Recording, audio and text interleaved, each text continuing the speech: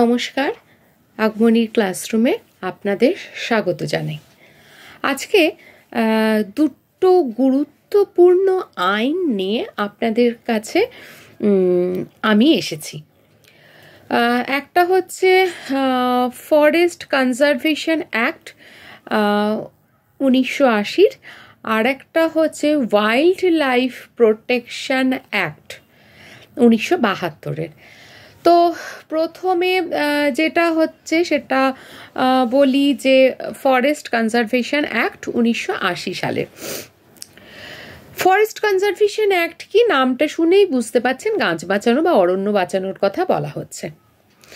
সেখানে কি বলছে?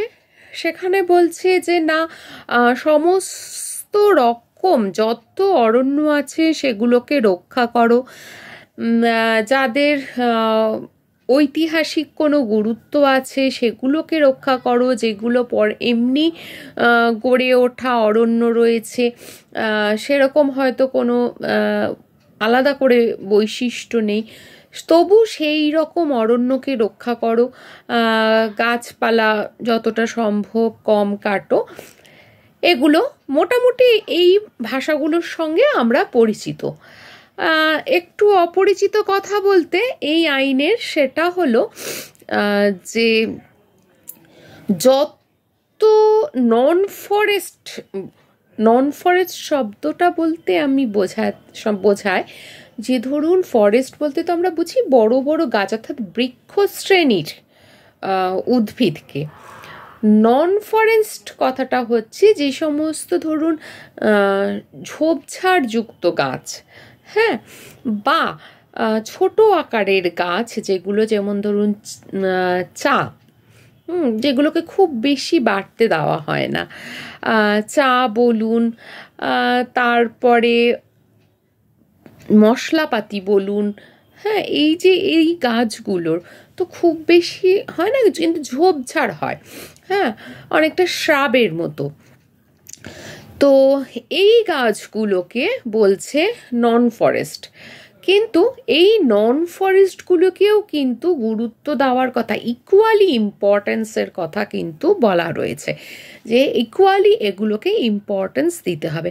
আমাদের কিন্তু ফরেস্ট ল স্বাধীনতার আগে থেকেই, বহু আগে থেকে ছিল, কিন্তু বিষয়টা ছিল সেগুলোর কোনো গুরুত্ব ছিল না।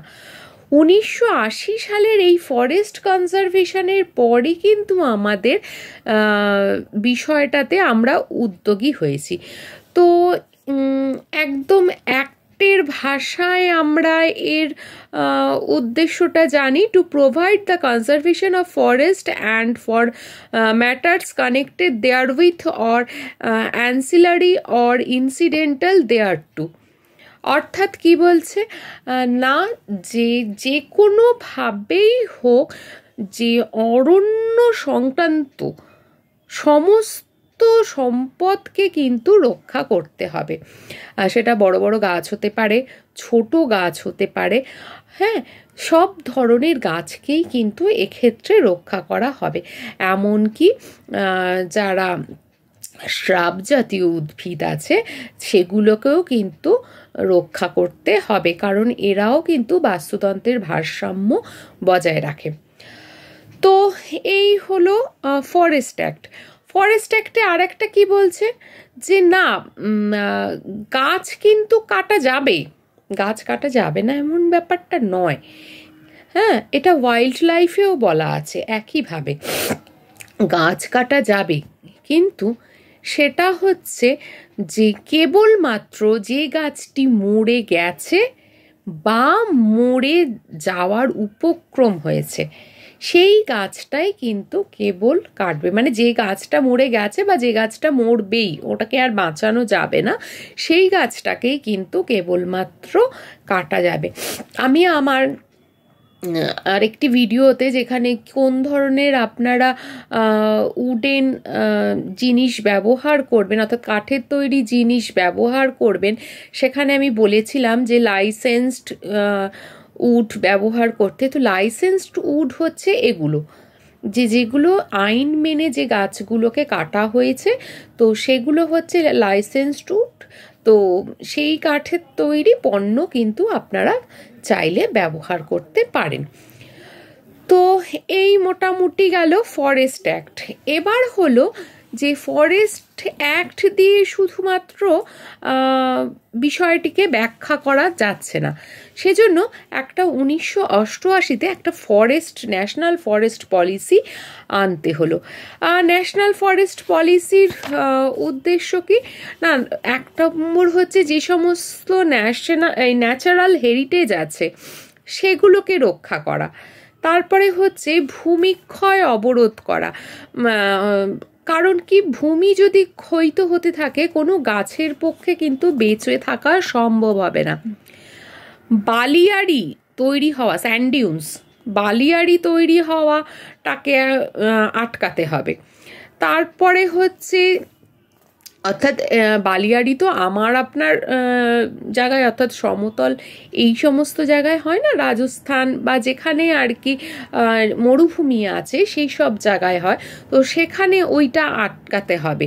তারপরে হচ্ছে যে সামাজিক বনসৃজন করতে হবে, ধরুন রাস্তার পাশ দিয়ে সমাজের সমস্ত মানুষেরা একত্রিত হয়ে বেশ কিছু গাছ দুপাশ দিয়ে লাগিয়ে দিল, তো এই সমস্ত কাজগুলোকে করতে হবে।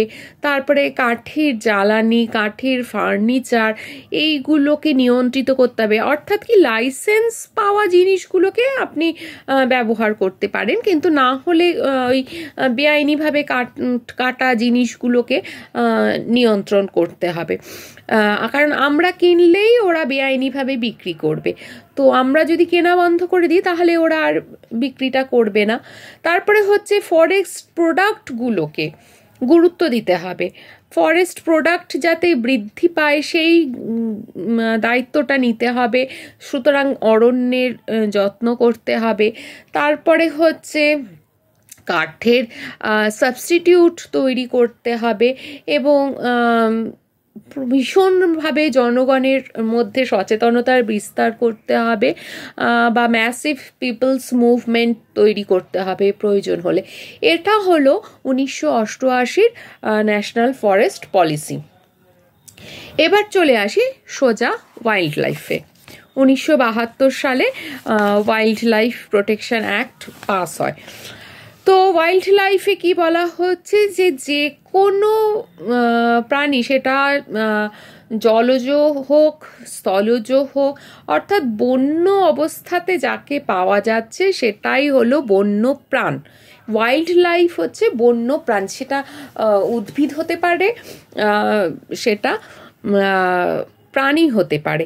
মানে এক্ষেত্রে প্রাণ বলতে কিন্তু শুধু প্রাণীকে বোঝাচ্ছে না, প্রাণ বলতে বোঝাচ্ছে যার প্রাণ আছে, যে জীবিত, হ্যাঁ, অর্থাৎ যে অ্যালাইভ, হ্যাঁ, তো সেক্ষেত্রে বলা হচ্ছে এটা বন্যপ্রাণ শব্দটা।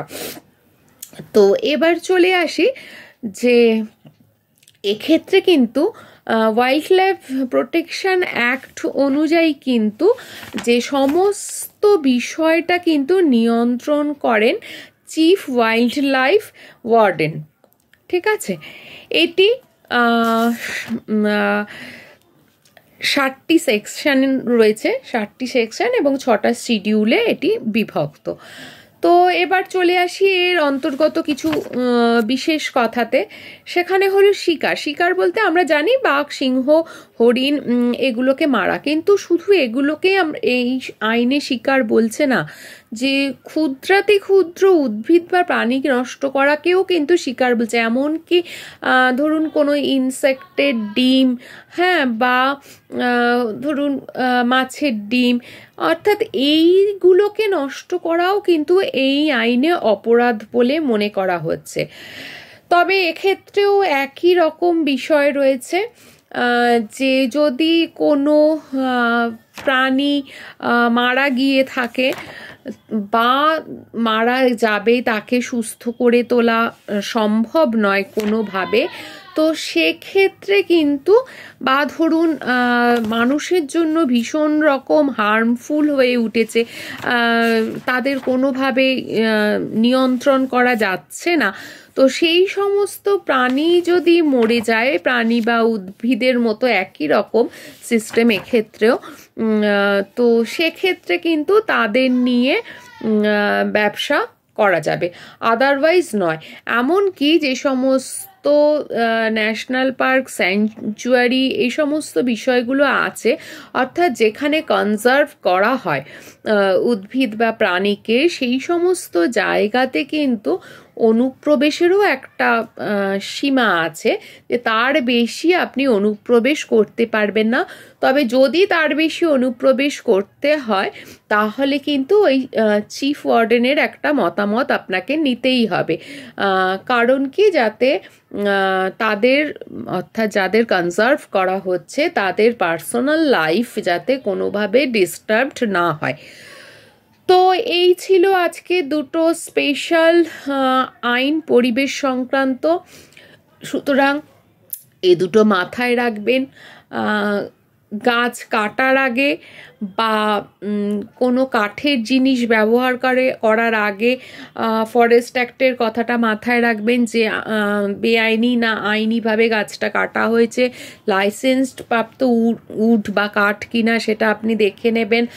আর মনে রাখবেন যে ওয়াইল্ড লাইফ প্রোটেকশন অ্যাক্টে কিন্তু কোনো কিছুর ডিম নষ্ট করা বা ভ্রূণ হত্যাও কিন্তু মানে শাস্তিযোগ্য অপরাধ। এক্ষেত্রে কিন্তু বেশ মানে 5 বছর অন্তত কিন্তু কারাদণ্ড হতে পারে।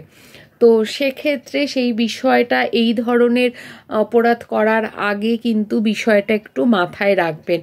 এছাড়াও কিন্তু আপনাকে কিন্তু জরিমানা হিসেবে বেশ মোটা অঙ্কের টাকা কিন্তু দিতে হবে। তো প্লিজ এই অপরাধগুলো করবেন না, এবং করার আগে কিন্তু একবার শাস্তির কথাটাও ভেবে নেবেন। আশা করি শাস্তি কথাটার কোনো গুরুত্ব থাকবে না আপনাদের জীবনে, কারণ আপনারা এই অপরাধটা করবেনই না, হ্যাঁ, সচেতন নাগরিক হিসেবে। সুতরাং সচেতনতার বার্তা চতুর্দিকে ছড়িয়ে দিন, নিজেও সচেতন থাকুন, সুস্থ থাকুন। কোথাও কোনো রকম এই ধরনের অপরাধ দেখলে অবশ্যই বন দপ্তরের সঙ্গে যোগাযোগ করুন, তাদের বলুন যে এই ধরনের অপরাধ হচ্ছে, তারা এসে কিন্তু নিশ্চয়ই ব্যবস্থা নেবে। আর এই বার্তাটা সবাইকে পৌঁছে দেবেন। আর ভালো লাগলে ভিডিওটা সাবস্ক্রাইব করে বেল আইকনটা টিপে দেবেন, আর স্কিপ করবেন না। আর সুস্থ থাকুন, সচেতন থাকুন, আবারও বলছি। আর যতটা সম্ভব গাছের প্রতি অত্যাচারটাকে আটকান। আজকে এই অবধি, নমস্কার।